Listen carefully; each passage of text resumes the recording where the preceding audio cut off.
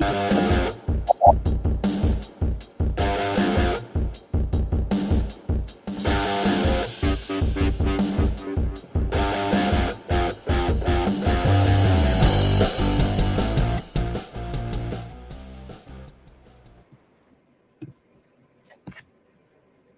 know what, Tommy?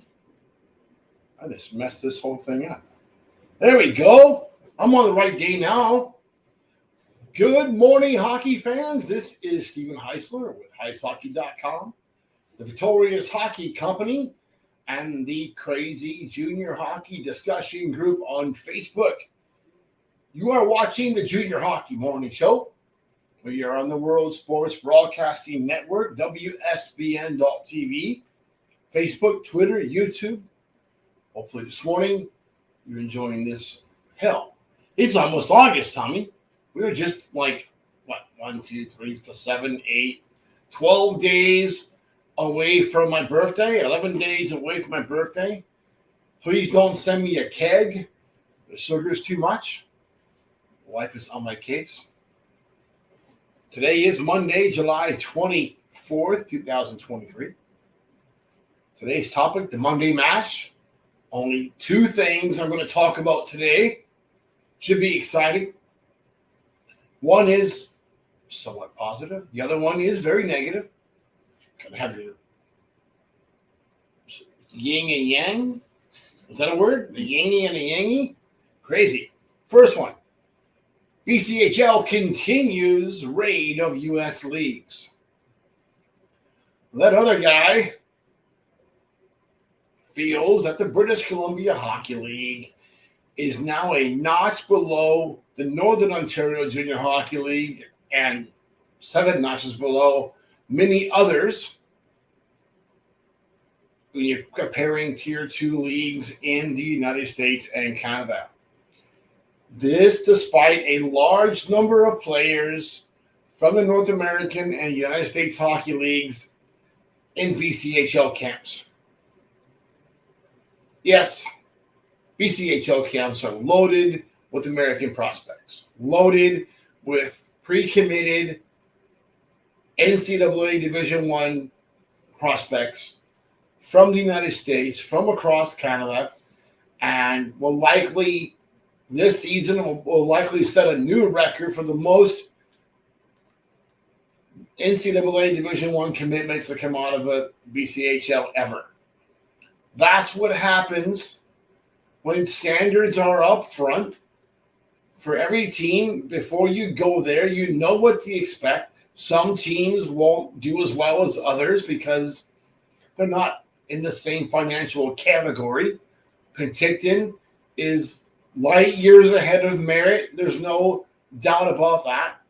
There are probably 3 or 4 other BCHL teams, maybe not quite as bad as Merritt, but in that same ballpark. But everybody else is operating at a level that is probably exceeds the standards or whatever standards ever happened in the North American Hockey League.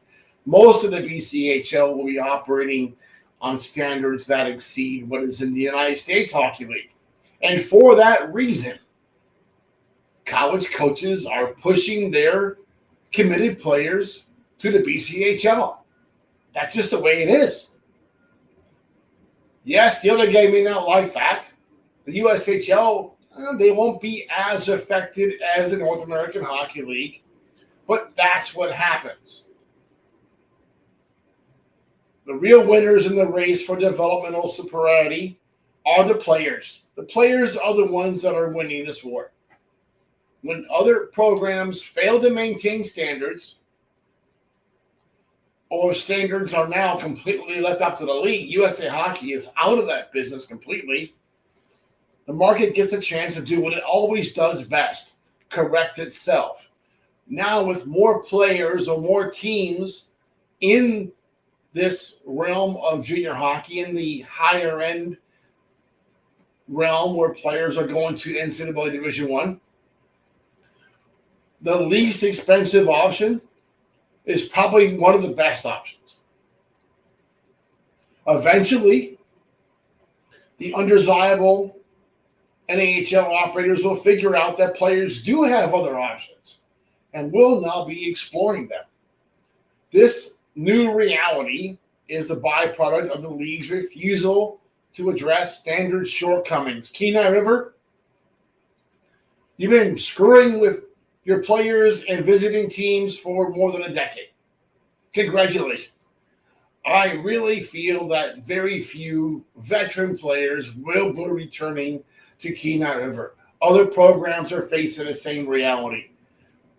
Well, interesting enough, Chris Hedlund is now the general manager of the Wendigo in Wisconsin, and he's pulling many of the same tricks that he pulled while in that same position with Kenai River. Strangely enough, players don't want to go back. Why is that? El Paso. No one's going to go back to El Paso. I mean, they'll go back if they don't make a BCHL team. That's pretty much what's going to happen.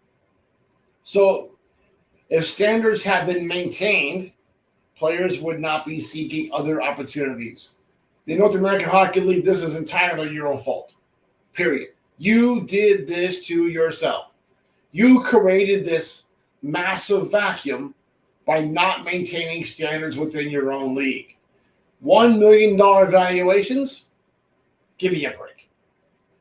I wouldn't give $250,000 for Kenai River, even if I did win $1 billion in the lottery. Not with that group in play. It's not worth it. Just not worth it. All right, that was the fun stuff, Tommy. Now we'll get to the bad stuff. My good friend Tony Da Silva, might have been some bit of sarcasm in that last statement, was booted from the Chowder Cup this weekend. It's become apparent that Tony Da Silva simply refuses to go away. Like a cockroach, you know those things that run around the house. This dude continues to defy the notion that nobody wants him around. Coaches can't stand him. Parents, the only folks that talk to Tony Da Silva are the ones that don't realize they're talking to Tony Da Silva. Nobody with a straight face or a brain cell that has kids would ever put their son in the scope of Tony Da Silva. Doing so is catastrophic. Listen, parents, when Tony Da Silva contacts a team within USA Hockey structure about your son, that team is now contacting Save Sport immediately. There's a good chance that team won't even consider your son if Tony Da Silva is the one doing the talking for him. That's just the way it is. Da Silva was at one of the Chowder Cup venues over the weekend before being asked to leave by staff. Sure, someone saw him. Hey, look it, there's Tony Da Silva. And they ran his little fat butt right out of the building, as they should. Dude should have been walked out in handcuffs. What is it going to take for this pervert to get the message? I guess more information. I'll do that. So you say you don't know who Tony Da Silva is. He's the man behind the advisory business named Top Hockey Prospect. Not prospects, that's somebody else. Top Hockey Prospect. If you're not in our junior hockey discussion group on Facebook, all you have to do is Google Tony Da Silva and Polk County, Florida, Polk. And you will probably see an interview talking about Tony. I would highly suggest before watching that video that you get a garbage can that's empty and bring it next to your computer or your phone just in case the urge to barf overwhelms you, because it probably will. That's it. That's all I got. It's Monday. Is there one more Monday? No, there's not. Is there a July 31st this year, Tommy? There is one? Are you sure? All right, we got one more Monday in July, and then August comes, and that's when things start getting serious. You won't get another break again until next June. So basically, June and July are somewhat easy months. We got a lot of things going on this off season. It's going to be crazy in August. I see it coming. So, till tomorrow, look at no North American Hockey League Cup. I was not asked to not use the cup.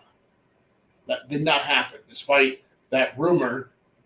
I've been waiting for Alex Curious giving me a cup for weeks, months.